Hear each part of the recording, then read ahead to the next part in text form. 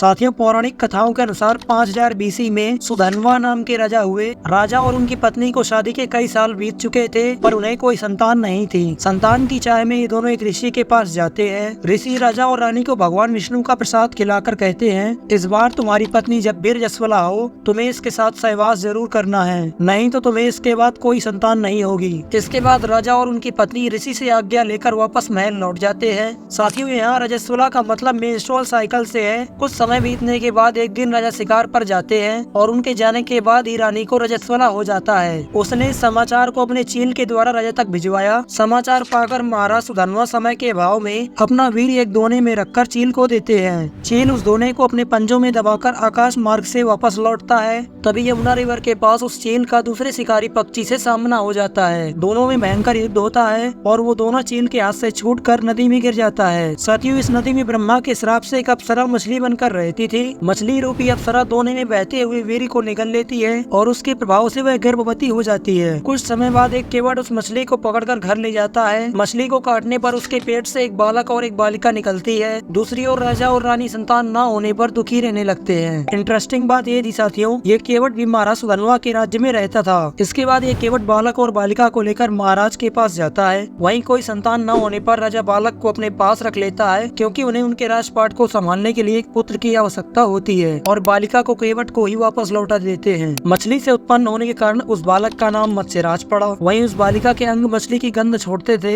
इसलिए उसका नाम मत्स्यगंधा रखा गया। समय के साथ ये दोनों बड़े हो जाते हैं और मत्स्यराज महाराज सुधन्वा का उत्तराधिकारी बनता है। वहीं मत्स्यगंधा बड़ी होकर अपने पिता रूपी केवट की नाव चलाकर अपने परिवार का पालन पोषण करती है। साथियों, मत्स्यगंधा सदैव सत्य बोलती थी, इसलिए उसका नाम सत्यवती पड़ जाता है। एक दिन पराशर नाम के मुनि सत्यवती की नाव पर नदी पार करने के लिए बैठते हैं और पराशर मुनि सत्यवती की सुंदरता को देखकर आसक्त होकर बोले, देवी मैं तुम्हारे साथ सहवास करना चाहता हूँ। इस पर सत्यवती कहती है, हे मुनिवर, आप ब्रह्मज्ञानी हैं और मैं एक निषाद कन्या, हमारा सहवास संभव नहीं है। साथियों, यहाँ पर सेक्स के लिए सहवास शब्द का इस्तेमाल किया गया है। तब पराशर मुनि कहते हैं, हे देवी तुम चिंता मत करो, प्रसूति होने के बाद भी तुम कुमारी कहलाओगी। इतना कहकर वो अपने योग बल से चारों ओर घना कोहरा कर देते हैं और सत्यवती के साथ सहवास करते हैं। इसके बाद पराशर मुनि ने सत्यवती को आशीर्वाद देते हुए कहा, तुम्हारे अंगों से जो मछली की गंध आती है वह सुगंध में परिवर्तित हो जाएगी और समय आने पर सत्यवती एक बालक को जन्म देती है। साथियों, कहा जाता है ये बालक जन्म लेते ही बड़ा हो गया और अपनी माता से बोला, हे माता, तुम जब भी मुझे विपत्ति के समय याद करोगी मैं उपस्थित हो जाऊंगा। इतना कहकर ये बालक, जो कि अब बड़ा हो चुका था, द्वैपायन द्वीप तपस्या के लिए चला गया। साथियों, द्वैपायन द्वीप में तपस्या करने और उनके शरीर का रंग काला होने के कारण इनको कृष्ण द्वैपायन के नाम से जाना गया। साथियों, हिंदू धर्म शास्त्रों के अनुसार महर्षि कृष्ण द्वैपायन त्रिकालदर्शी थे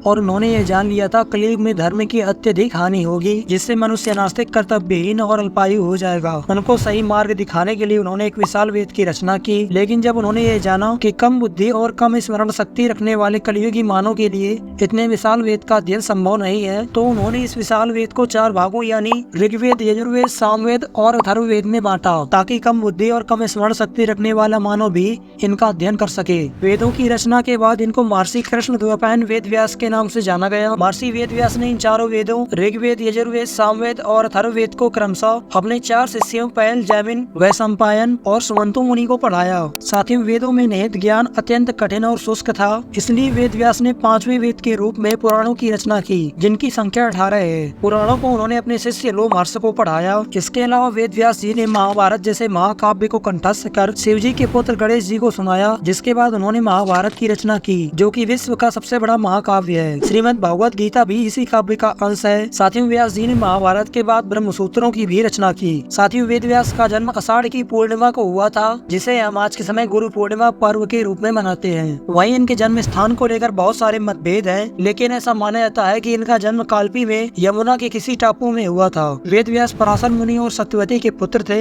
वहीं इनकी पत्नी का नाम आरुणी था और इनके पुत्र का नाम सुखदेव था, जो महान बाल योगी थे। साथियों, आज के समय इनकी मृत्यु को लेकर कोई क्लियर डाटा नहीं है। साथियों, यहाँ तक वेद व्यास जी के जीवन की सभी महत्वपूर्ण जानकारियाँ समाप्त होती है। साथियों, आज के लिए इस वीडियो में इतना ही। वीडियो को लाइक और शेयर करें, चैनल को सब्सक्राइब करें। मिलते हैं आपको नेक्स्ट वीडियो में, तब तक के लिए जय हिंद, जय भारत।